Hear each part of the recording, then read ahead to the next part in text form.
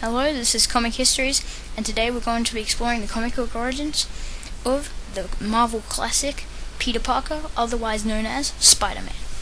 Peter Parker was orphaned at the age of 6 when his parents were killed in an airplane crash overseas. He went to live with his uncle and aunt, Ben and May Parker, in Forest Hills, New York. Parker was extremely bright and became a high honors student at Midtown High School.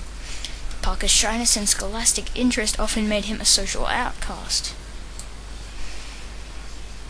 While attending a public exhibition demonstrating the safe handling of nuclear laboratory waste materials sponsored by the General Electronics Corporation, Peter was bitten by a spider that had been irradiated by a particle accelerator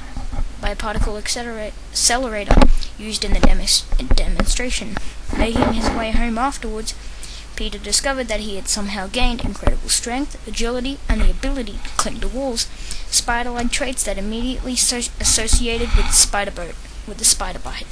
Encountering an ad offering a cash prize for staying in the ring for 3 minutes with a professional wrestler, Peter decided this would be a good way to test his powers. Wearing a mask to avoid potential embarrassment, Peter easily defeated his opponent. The TV producer observed his performance and convinced him to go on the television with his act, designing a costume and some wrist-mounted web spinner. Peter called himself Spider-Man, becoming an immediate sensation. Following his TV appearance, Peter failed to act to stop an escaping thief, claiming that it was not his responsibility to do so. Peter forgot the incident as his fame rose, but one night he returned home to find his Uncle Ben had been murdered. Learning the police had the burglar responsible holed up in a warehouse, Peter easily captured him, only to realize it was the same thief he had allowed to escape earlier. Filled with remorse, he realized that when someone has power, he has an obligation to use it responsibly. The first problem young Peter faced was the lack of money with the death of his uncle. Due to the fact that his Aunt May was too weak to work and Peter was seen as fragile, he decided to get a job, even though Aunt May wanted him to become a scientist instead. Peter even thought about using his spider powers for crime, but decided against it after thinking how his aunt would react to him in jail. However, it was seeming impossible to him to find a job in order to pay his growing debts. As Spider-Man, he was not able to continue his career as a TV star because of J. Jonah Jameson, owner of the Now magazine and the newspaper Daily Bugle. Jameson started a campaign against Spidey, saying that he was a bad influence for children and a criminal for taking justice into his own hands, referring to the situation with the burglar. These protests start taking effect and turning the public against Spider-Man, causing Spidey's manager to leave him, impeding his ability to earn money even as Spider-Man. Peter searched through the wanted ads, only to be rejected by all employers. Not being able to use his superpowers as Spider-Man infuriated Peter, and his fury only intensified after seeing his Aunt May selling her jewelry to try and earn some money.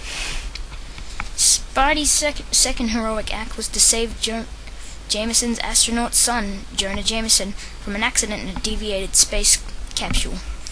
Spider-Man hitched a ride on a small airplane and boarded the capsule during re-entry.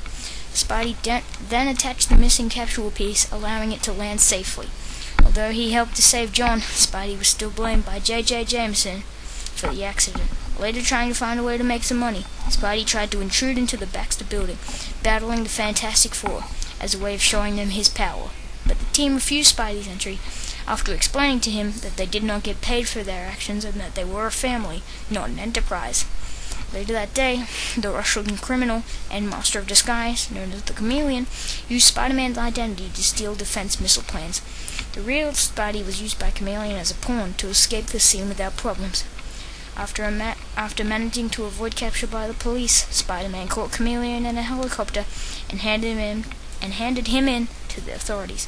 Peter finally found a way to make money when the Daily Bugle asked for photos of the winged criminal known as the Vulture. Not only did Spider-Man defeat the villain, he also found a way to take photos, which caused J.J. Jameson to hire Peter to get him pictures of Spider-Man, under the condition that the publicist would not ask Peter how he took the pictures.